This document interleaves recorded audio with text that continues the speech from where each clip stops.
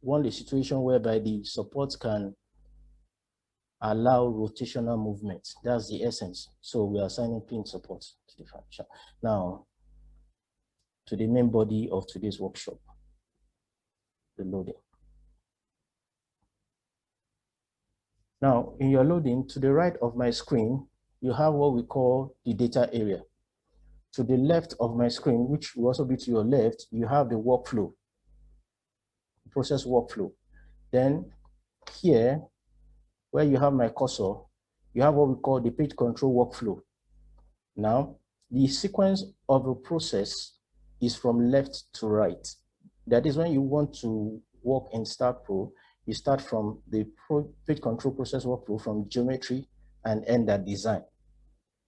You must complete that process. Then you have your menu bar, then you have your toolbar panels. You're working through that. So now getting to business of the day.